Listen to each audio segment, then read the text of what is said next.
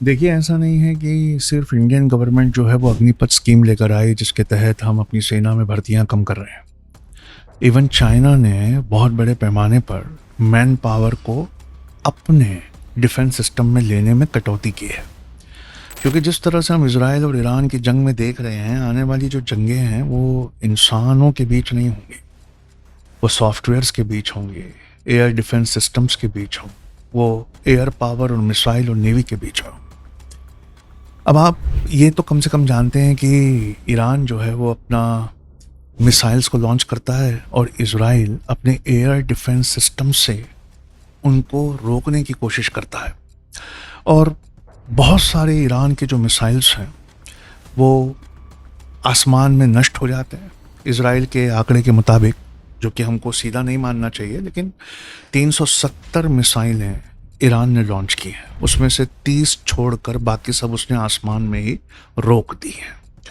पर वो 30 भी जो अंदर आ गई, उन्होंने भी एक कमाल का, गजब का काम करके दिखाया। मैं आपको समझाता हूँ कैसे। आइए यूपीएससी के करंट अफेयर से देखिए। इजराइल के पास multi layered air defence system है, यानी बहुत सारे बातकसीम दिफाई निज़ाम है। पहली एक लेयर आती है, फिर दूसरी लेयर आती है, फिर तीसरी लेयर।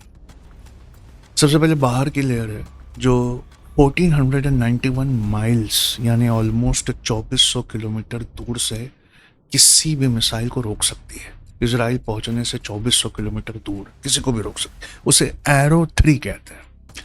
उसके बाद उनका एक पुराना वर्जन है एरो 2, वो 43 मील ऑलमोस्ट 69.20 किलोमीटर यानी 70 किलोमीटर के आसपास वो आने वाली किसी भी मिसाइल को हवा में रोक सकती है। और उसके बाद एक आयरन डोम सिस्टम है, उसका काम है गजा से आने वाले छोटे रेंज के रॉकेट्स को रोकना है।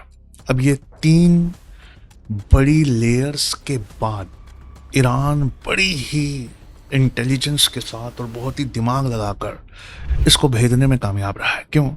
वो क्या करता है कि मिसाइल्स के साथ बहुत सारे ड्रोन्स भेजता है। तो जो एयर डिफेंस सिस्टम है वो बहुत कंफ्यूज हो जाता है कि मुझे ड्रोन्स को रोकना है कि मिसाइल्स को रोकना है।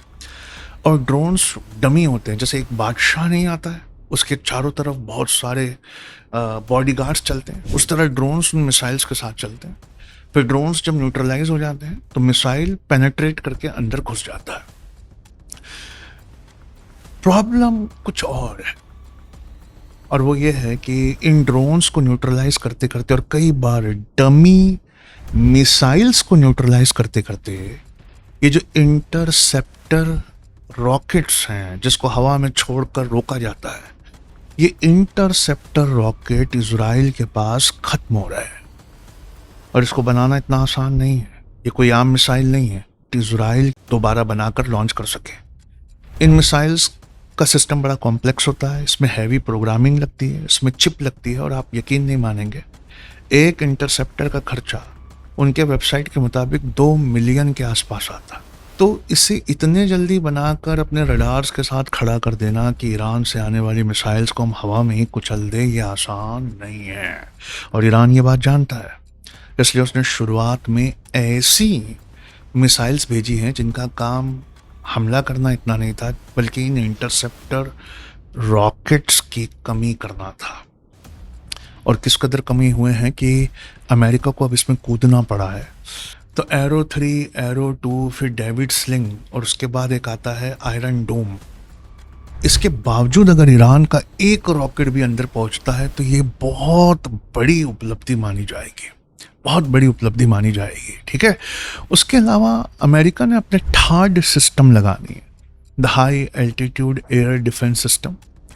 लेकिन अमेरिका के पास भी इस सोफेस्टिकेटेड एयर डिफेंस सिस्टम यानी मिसाइलों को आसमान में ही रोकने वाले सिस्टम अमेरिका के, उसके पास 600 इंटरसेप्टर्स ही हैं, क्योंकि इन इंटरसेप्टर्स को बनाने में भी बेहद पैसा और बहुत वक्त लेवा और बहुत कॉम्प्लेक्स सिस्टम होता है।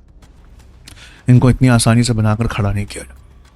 और अमेरिका सारे इजराइल के लिए नहीं लगा सकता, क्योंकि यूक्रेन के थ्रू अमेरिका इस वक्त रशिया से भी एक वार में लगा हुआ है। और रशिया ये समझ जाए कि third system, high altitude air defence system America के कम हो गए, उनका ज़खीरा ख़त्म हो गया, तो फिर रशिया की तरफ से कोई एक चाल आ सकती। और इन सब बातों पर ध्यान रख रहा है और उसे बहुत गहराई से चाइना पढ़ रहा। चाइना देखना चाहता है कि क्या होता है, कैसे क्या ईरान ने कैसे अपने ड्रोन्स और रॉकेट्स के कॉम्बिनेशन से इतने सारे इंटरसेप्टर्स को ख़त्म कर दिया।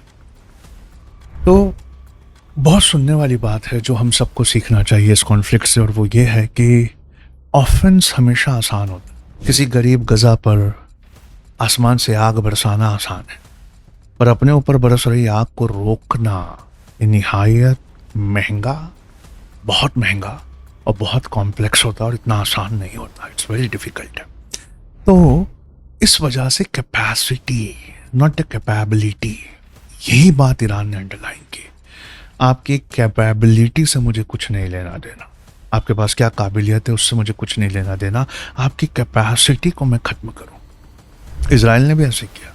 वो जानता है कि मेरे पास और अमेरिका के पास मिलाकर जितने इंटरसेप्टर नहीं है, ईरान के पास उससे ज़्यादा, बहुत ज़्यादा मिसाइल्स हैं। तो इजराइल ने कम से कम एक काम किया कि जहाँ से भी मिसाइल लॉन्च हो सकते थे उसके 1/3 ठिकानों को लड़ाई से पहले ही उसने उड़ा दिया। उनके जनरल्स को उड़ा दिया, उनके साइंटिस्ट को उड़ा दिया। ये उसकी स्ट्रेटेजिक जीत थी जिसके लिए आपको अगला वीडियो देखना चाहिए। लेकिन ईरान ने उसके बावजूद अपनी मिसाइल्स को रिप्लेनिश किया। पहले एरो 3 1491, फिर एरो 2 43, फिर डेविड स्लिंग 43, फिर आयरन डोम। इतनों को भेद कर उनकी मिनिस्ट्री ऑफ डिफेंस का मिलिट्री इंटेलिजेंस डिपार्टमेंट की बिल्डिंग उड़ा दी साहब। ये एक अपने आप में बहुत बड़ा अचीवमेंट है।